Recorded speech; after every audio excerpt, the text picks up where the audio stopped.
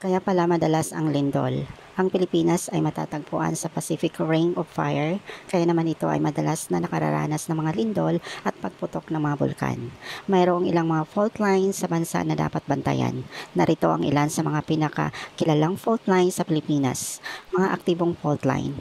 Marikina Valley Fault System. Ito ang isa sa mga pinaka mapanganib na fault line sa bansa na dumaraan sa mga lugar sa Metro Manila tulad ng Marikina, Pasig at Taguig.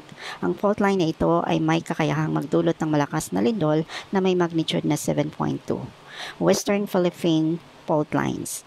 Matatagpuan sa kalurang bahagi ng Pilipinas. Ang fault line na ito ay dumaraan sa mga lugar tulad ng Luzon Sea, Mindoro Strait, Panay Gulf at Sulu Sea.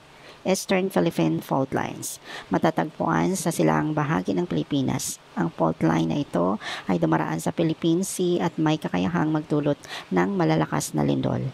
Central Philippine Fault Zone. Ito ay isang malaking fault zone na dumaraan sa gitnang bahagi ng Pilipinas mula sa hilagang bahagi ng Luzon hanggang sa timugang bahagi ng Mindanao. Southern Mindanao Fault Line. Matatagpuan sa timugang bahagi ng Mindanao, ang fault line na ito ay dumaraan sa Celebes Sea at Moro Gulf. Mga ibang fault line. Gunagayang Fault. Matatagpuan sa Quezon Province, ang fault line na ito ay may kakayahang magdulot ng malalakas na lindol. Masbate Fault. Matatagpuan sa Masbate, ang fault line na ito ay may kakayahang magdulot ng malalakas na lindol. Cebu Fault. Ang fault line na ito ay matatagpuan sa Cebu at huling nagagalaw 400 taon na ang nakaraan. Vigan Angal Fault. Matatagpuan sa Ilocos Region, ang fault line na ito ay may kakayahang magdulot ng malalakas na lindol. Mindoro Aglobang Fault.